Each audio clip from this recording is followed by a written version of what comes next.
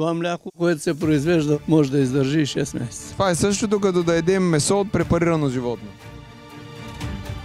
Когато хората видят някъде буклук, те си мислят, че това е място, където се изхвърлят буклуци. Или един буклук привлича други буклуци. Трябва да се обединим като едно. Тогава вече няма спирачка. Как можем да живеем по-добре, как можем да го направим заедно, как можем да го направим навсякъде. Какво смяташ, че трябва да се направи, за да оправим страната?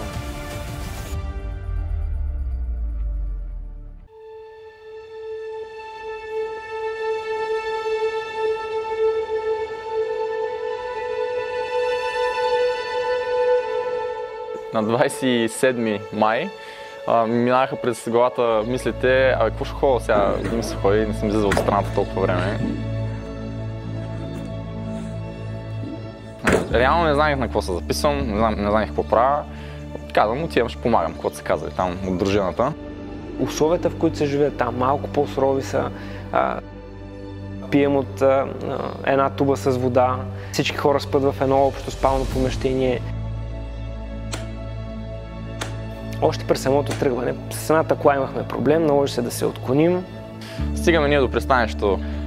При това нито бях погледнал картата, нито знаех къде точно се намира. Си казвам, къде отиваме сега? Ето, навлизаме и в гората.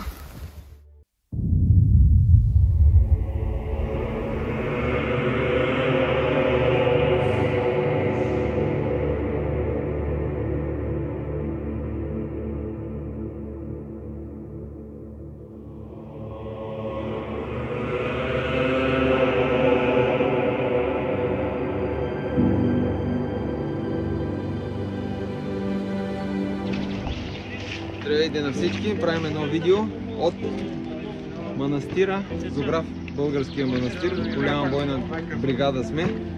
Дошли да помагаме. Ето ги и другите. По принцип съм кръщаван като малък в църква. Нищо не знаех нито за православието, нито защо съм кръстили. Никой нищо не ми е обяснил по цялата тази тема.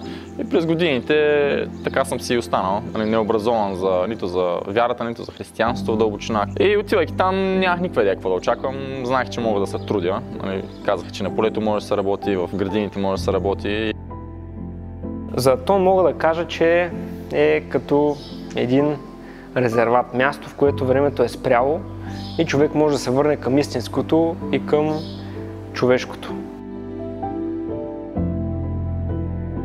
Това е групата, част от нея, които сме доброволци в Атон. Това наше доброволстване от едно дело, което хората смятат, че все едно ние извършваме добро за манастира, всъщност се оказа, че манастира извършва добро дело за нас, като ни помага да станем по-добри хора.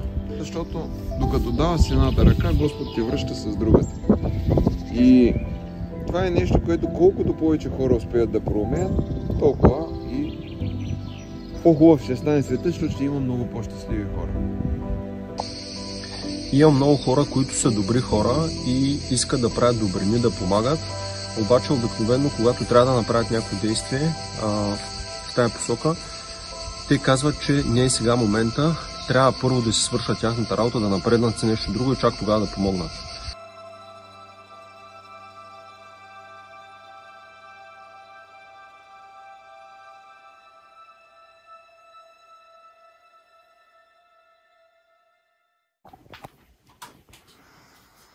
Три 45.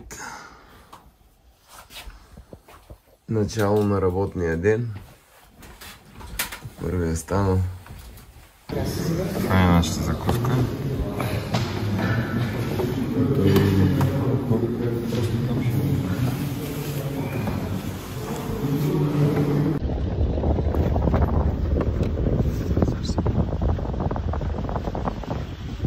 Ето го и връх Атон. За малко. Отиваме да косим тревичката, за да може после лесно да се обират маслините. От тук се събират маслинови плодове, прави се зехтин и това е един от приходите на самия манастир. Така с доброволството в крайна сметка ще има и финанси, с които да се издържа самия манастир. Едно е просто да дадеш пари, друго е да участваш в обработката на земята, защото обработените земи си остават собственост на манастира. Когато не се обработват, един ден може някой да реши да ги даде на някой, който ще ги обработва. Ето отгоре виждаме как е тревата, а долу трябва така да го направим, да изкореним тревата до корен. Ще е бая трудно и доста високо. Това го правим, ставаме сутрин в 4, тук сме от 5 до 12:01.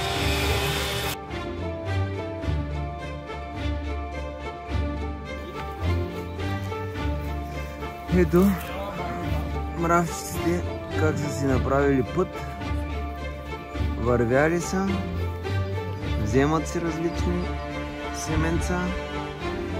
За хората това изглежда невъзможно, но когато редовно някой извършва дадено действие, не мисли, че не може, а просто си действия са организирани. Ето какво се получава.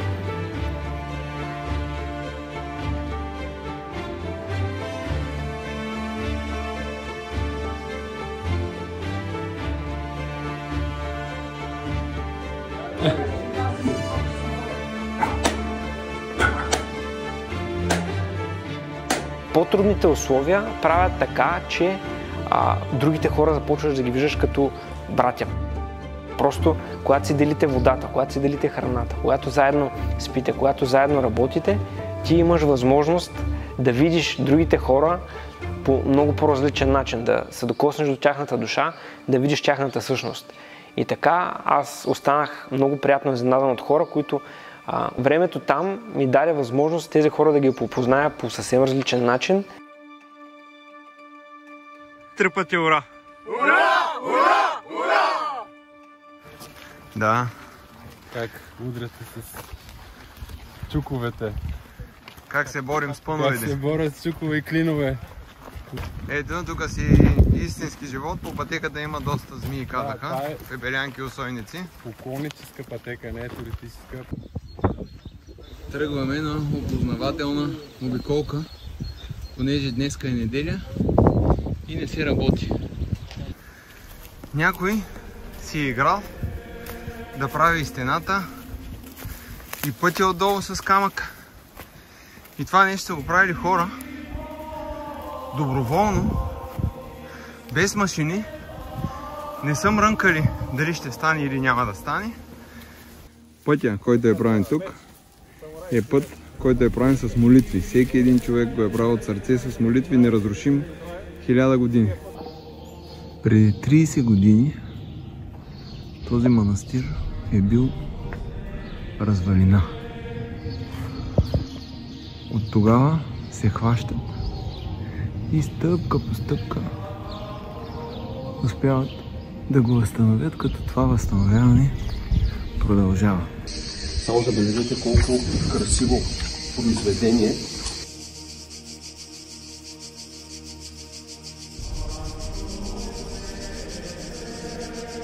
Това нещо се е случило, когато сме били под турско робство, да има хора, които да са толкова добри в работата, която развиват, че въпреки, че не сме били свободни хора,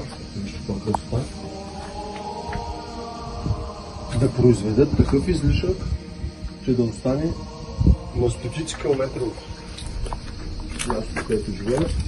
Ето тук може да се обърнем обратно, да видим цялото това крило се нарича Банско крило, както и църквата, понеже Хаджи Вълчо е бил от Банско.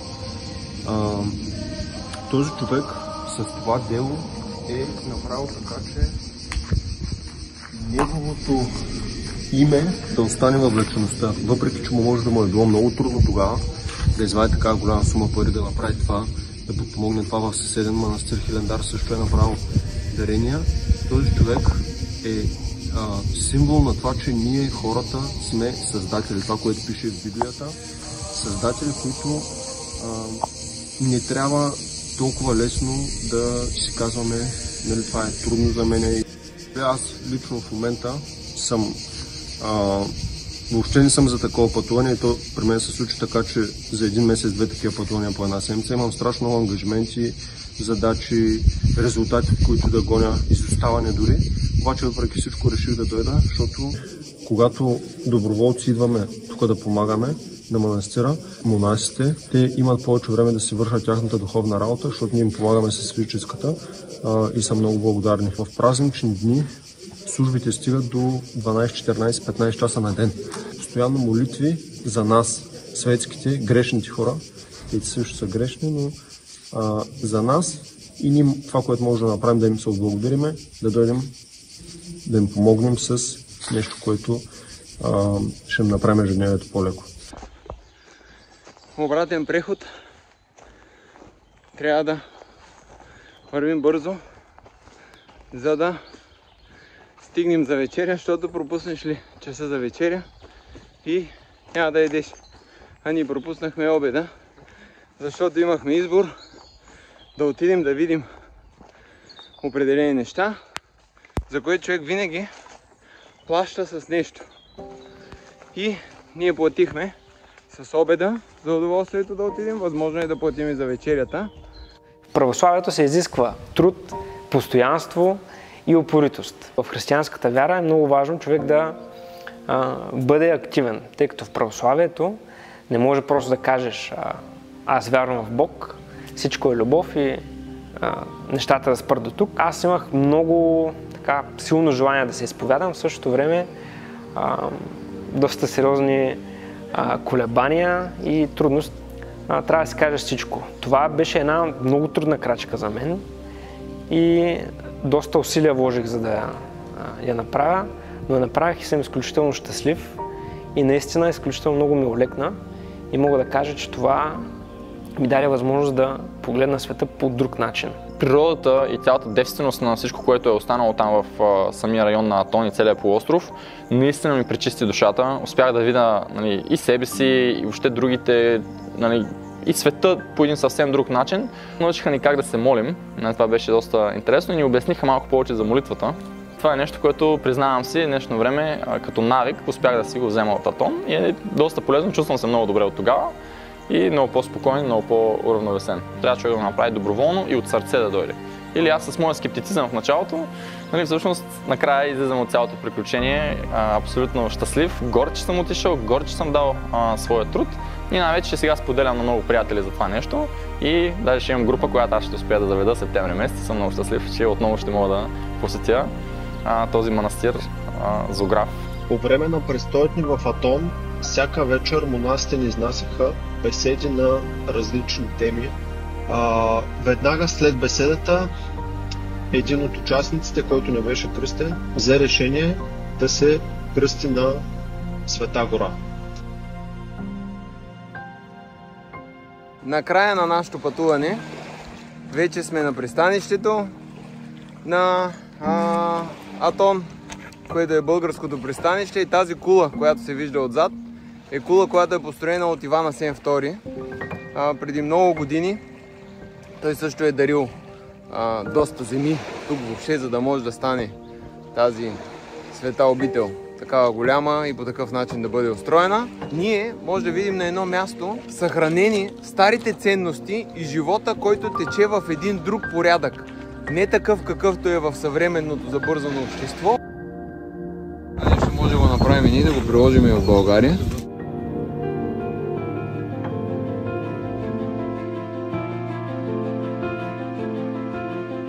Тази църква, която виждаме отзад, е отражение на нашата вяра. На това доколко ние вярваме в Бог, доколко ние вярваме в ценностите и състоянието на църквата и състоянието на вярата в сърцата на хората. Съвременната идеология, това нещо, което ни проповядват, е как един човек трябва да получи. Това, което нещо ни учи вярата и ни учи Бог, е да даваме. В днешното общество ти казват, ако ти даваш, може да си бълък, може да си човек, от който другите се хранят.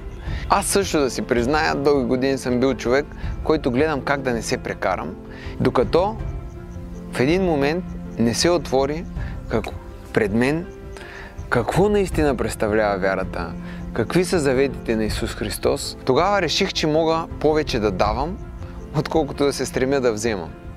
Ето една от стъпките, които правим, е да възстановим тази църква. Освен тази църква, ние решихме да се обединим, да видим всички църкви в България, а и не само в България, църквите, които са извън България, като примерно българския манастир Зограф, който е в Атон. Дай Боже, един ден това, което виждаме, да не е останки от една църква, а да видим една красива църква, която е поддържана от хората и да видим едно общество, в което се върнали човешките ценности. Можем да мечтаем, може и да работим в тази посока. Какво ще бъде бъдещето, зависи изцяло на 100% от нас.